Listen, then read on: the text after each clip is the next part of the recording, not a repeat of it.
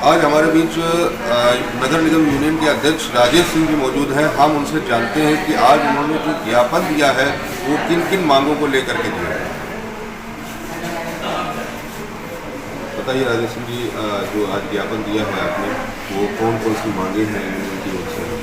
देखिए, लखनऊ नगर निगम कर्मचारी संयुक्त मोर्चा के गठन के बाद में हम लोगों ने नवनियुक्त नगर आयुक्त महोदय को एक 15 सूत्री मांग पत्र 10 सितंबर को दिया गया कि हमारी जो कर्मचारी की समस्याएं हैं वो लंबित हैं, इस पर ध्यान आकर्षण करते हुए इसका निदान किया जाए। लेकिन उस पर कोई सार्थक वार्ता नहीं हुई और कोई हल नहीं निकला, तो हम लोगों ने उसको मांग पत्र गांधीगिरी के माध्यम से हम लोगों ने नगर आयुक्त महोदय को हमारी जो देयता है, लंबित देयता है, हमारी मांगे हैं, उसमें हमारा ग्रेच्युटी का भुगतान है, कर्मचारियों का बोनस का है, फंड के एरियर का भुगतान है, ऐसे कई भी मांगे हैं जो हमारे सेवानिवृत्त कर्मचारी हैं उनका भी देता है। और कुछ कर्मचारियों के इतने पुराने देय पड़े हुए हैं, उनके संबंध में ये काफ़ी मांगे हैं कुछ, जिनका निराकरण करने के लिए हम लोगों ने लोकतांत्रिक ढंग से आज नगर आयुक्त महोदय को ज्ञापन देने के लिए उनके कक्ष में गए। उनकी अनुपस्थिति के कारण में अपर नगर आयुक्त महोदय हमें ये ज्ञापन दिया और समस्याओं को निदान करने के लिए बात करें।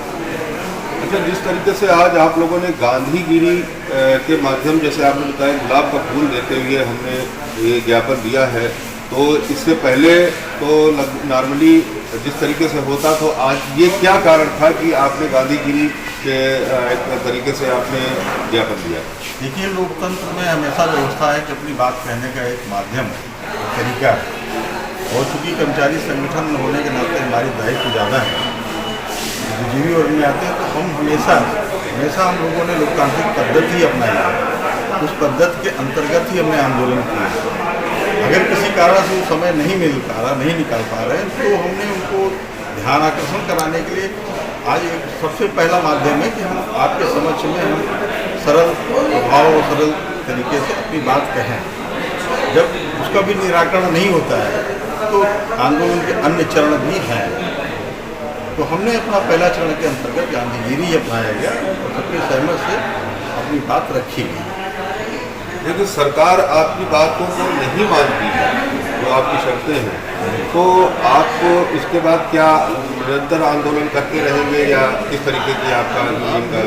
बिल्कुल, क्यों नहीं, क्योंकि हम कर्मचारियों से बंधे हुए हैं, इनकी समस्याओं से बंधे हुए हैं, इनके प्रति हमारी जवाबदेही है, सरकार की जवाबदेही भी है।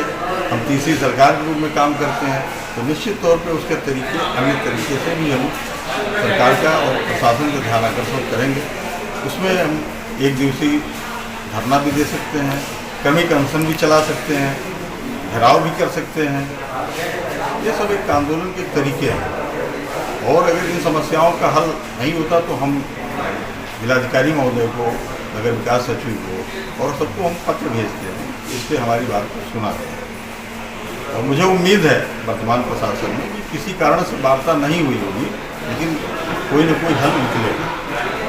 आपकी जो मांगे हैं उनमें ये पूरा उत्तर प्रदेश के लिए है या किस तरीके से? नहीं, ये मांगे तो फिलहाल लोकल स्तर की हैं और ये केवल नगर निगम लखनऊ के समस्त जोन हैं, उनकी समस्याएं हैं, कर्मचारियों की समस्याएं हैं, ये प्रादेशिक नहीं हैं।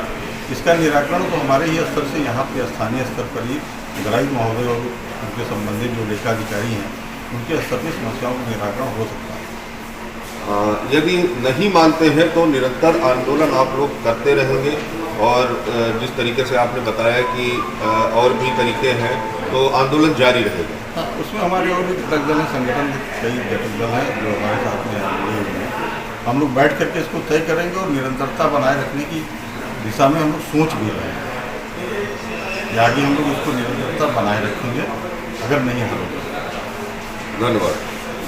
देखिए, अभी जो राजेश जी ने बताया कि अगर ये आंदोलन अगर ये ज्ञापन से बात नहीं मानी गई तो यूनियन लगातार आंदोलन करता रहेगा और जो मांगे हैं, जब तक मांगे पूरी नहीं होंगी तो आज जो गांधीगिरी के माध्यम से गुलाब का फूल देकर के एक इन्होंने ज्ञापन दिया है, उसके बाद भी आंदोलन के भी कई तरीके बताए हैं कि जिस तरीके से भी अगर मांग पूरी नहीं होती तो दूसरे रास्तों से भी जो आंदोलन के तरीके होते हैं उनसे भी ये किया जाएगा। सदा वसंत कैमरामैन के साथ मनीष सच्चिदानंद, लखनऊ।